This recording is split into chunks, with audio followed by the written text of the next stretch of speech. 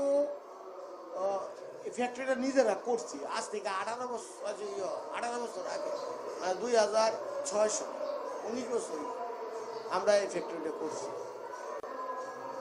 তো আমরা তো যখন এই করছি তখন এই জায়গাতে কোনো লোকজন ছিল ঠিক না, একটা বড় রাস্তার উপর করছি, মেন রোডের উপরে গর্ত টর্ত ছিল, এগুলিকে ভরাট টরাট করে করছি সম্পূর্ণ আমাদের টাকা। এবং তখন ভাড়া ছিল কম, জায়গা ভাড়া তো 40,000 টাকা ছিল বাসন। আমরা পরে এইটারে বাড়াইতে 4 লাখ টাকা করে দিলাম।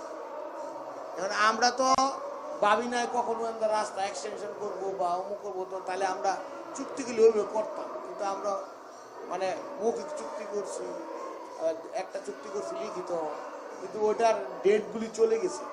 ডেটগুলি চলে যাওয়া মানুষ আমরা যে কনস্ট্রাকশন করছি এটা ওদের হয়ে থাকে না, ডেট চলে গেছে, তারা এক্সটেনশন করবে, ডেট না মানে আমাদেরকে উঠাই দিতে থাকলে আমাদের সাথে আলোচনা করবে, আবার আমাদের উচ্ছেদ মামলা করবে, একটাতে কিছু তো করবে।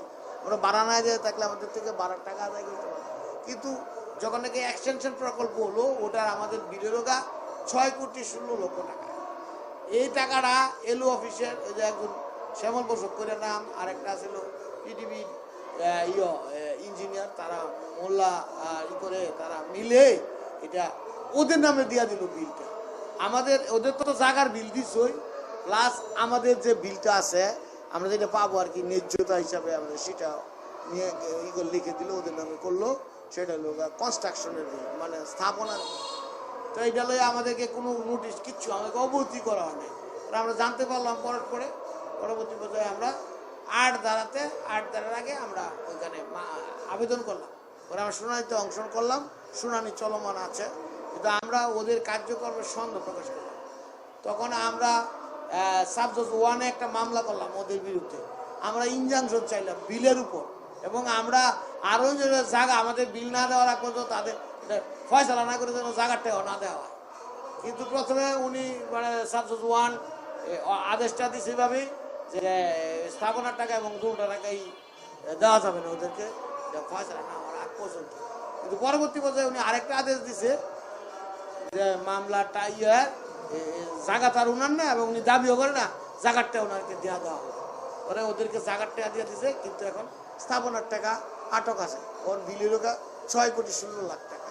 এখন ওইসব টাকা দেখে এত বড় টাকা তো ওদের তো দেখে অভ্যস্ত না। আমরা যখন ফ্যাক্টরিটা করি তখন তো তারা তো একটা ইটে কিনার ক্ষমতা নেই। এইভাবে ঘটনাটা প্রবাহিত হয়েছে। পরে আমরা অনেক দৌড়াদৌড়ি করলাম। পরে এটা আবার জেলা জজ কোর্টে গেল, সেখানেও আমাদের অন্যায় রায় দিল। ডিফেন্স কাগজপত্র থাকার পরও তারা এরকম অন্যায় রায় দিল। তখন আমরা এটার এগেনস্টে হাইকোর্টে গেলাম। তখন হাইকোর্টে গেলাম, আমরা হাইকোর্টে আমাদের যে একক বেঞ্চ, ওখানে আমরা একজন বিচারক, উনি একদম নিয়োগপ্রাপ্ত আর কি, নতুন লোক, উনি আমাদেরকে সময়ও দেয় নাই, মানে আমাদেরকে 6 মাসের স্টে দিছে। ওরা করছে আমাদের 28/5/2025 মামলাটা উনি আমাদেরকে স্টে অর্ডার দিছে। ওরা করছে কি চালাকি কইরা জজ কোর্টের মধ্যে 25/5/2025 আমাদের যে মূল মামলা এটার মানে বিল না দেওয়ার এটাকে মামলাটাকে খারিজ করা ফেলাইছে। এইটা তো আমরা জানি না, কারণ আমাদেরকে কোর্ট অবহিতই করে নাই, আমাদের কোনো ইনফর্মই করে নাই। আমাদেরকে এককভাবে একতরভাবে শুনানি করে এটাকে করে ফেলছে। এটা তো আমাদের প্রতি অনেক বড় অবিচার হয়ে গেছে কোর্টে। তো আমরা এটার এগেনস্টে তো দেখলাম যে ওরা এই কাজ করছে। পরে আমরা এই যে গত 14 তারিখে আমরা এটার এগেনস্টে জানলাম, যেদিন যাচ্ছি ওই দিনে আমরা সানি মামলা করলাম ওদের এগেনস্টে। সানি মামলাতে আমার ওটা অ্যাকসেপ্ট হইল আর কি, মাননীয় বিচারক আমাদেরকে এটা অ্যাকসেপ্ট করলো। আমরা এটার আদেশটা নিয়ে যাইতে ওদিকটা করছে কি, যেইখানে নাকি একটা শুনানি বাংলাদেশে গিয়ে দেখেন কি ধরনের পরিস্থিতি, যে কোর্টের মধ্যে শুনানি 1 মাস 2 মাস 3 মাস 6 মাসও শুনানির পাওয়া পায় না, সিরিয়াল পাওয়া যায় না। সেইখানে একদিনের শুনে পায়, একদিনের পরের দিন শুনে থেকে আদেশ দিয়ে দিচ্ছে কি মামলা খারিজ। এত তাড়াহুড়া কেন, এত বড় আইনের ব্যত্যয় কেন ঘটবে? বিষয়টা আমি মাননীয় প্রধান বিচারপতিকে তদন্ত করার জন্য আবেদন জানাইতেছি আপনাদের মাধ্যমে। বিষয়টা এই ধরনের ঘটনা কেন ঘটবে?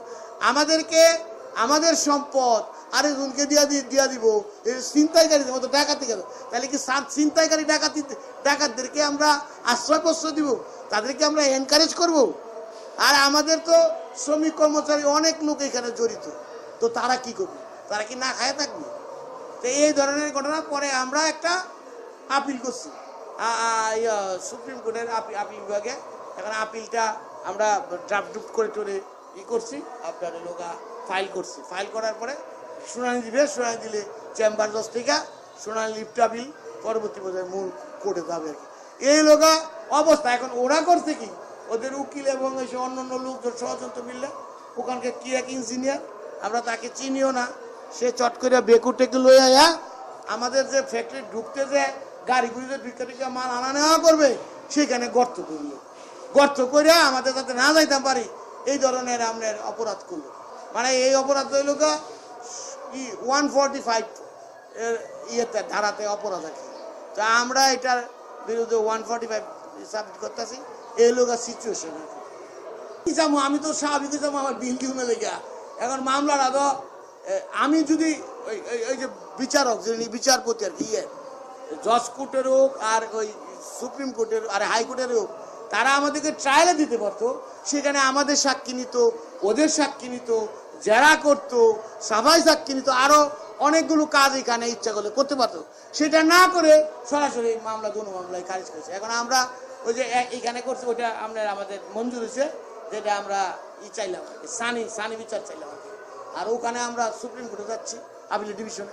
আমার যাতে কারখানার যদমন্তনিগির ফয়সালা না হয়, আমি পাই না পাই সেটা হলো পরের কথা, কিন্তু ফয়সালা যদি না হয়, যদি কোর্ট আমার বিপক্ষে চূড়ান্ত রায় না দেয় ততদিন পর্যন্ত যেন ওরা এই ধরনের অপরাধ না করে, গাতা গোতা করে আমাদের গাড়ি টাড়ি যাইতে বাধাগ্রস্ত না করে এবং আমাদের শ্রমিক যাইতে বাধাগ্রস্ত না করে, এটা চাই। এখন ওখানে শ্রমিক আমরা সবসময় 100-150 থাকে, সারা এটার মধ্যে মিলাই আর 300 শ্রমিক কাজ করে।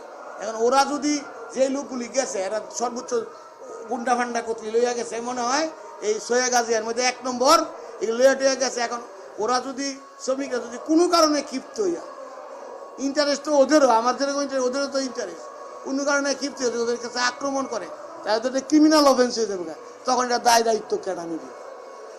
জোর জুলুম করে এটা কাটিয়ে থই গেছে, তো আমরা নাচ পারি না, যাইতে পারি না, আমাকে এটা কোনো ক্ষতিপূরণ পাইছি না। তো জোর জুলুম এটা করি হলে গাড়ি আইতে যাইতে অসুবিধা, এটা আমাকে কষ্ট না। আমরা শ্রমিকের খরচ পূরণ না দিয়া এটা সব সরকার এটা করিয়ে করবো, তো আমাকে অসহায় আছি আমরা। মালিকের কারখানা চললে মেইন রাস্তায় তো কাটছে, দেখেন আমরা গাথা করে থই গেছে, আমরা গাড়ি আইতে যাইতে পারতে আছি না, ওর আমাকে সমস্যা। চাকরি করি আমরা, সরকারি যা টাকা পয়সা আমরা এটা কিছুই পাইছি না, আমরা অনেক কষ্টে চলতেছি। আবার এর মাঝে এন্দা গাতা ঘুরে দিছে, আমরা আইতাম পারি না, যাইতাম পারি না, আমার অনেক সমস্যা। কোম্পানি গাড়িও ঢুকতে পারে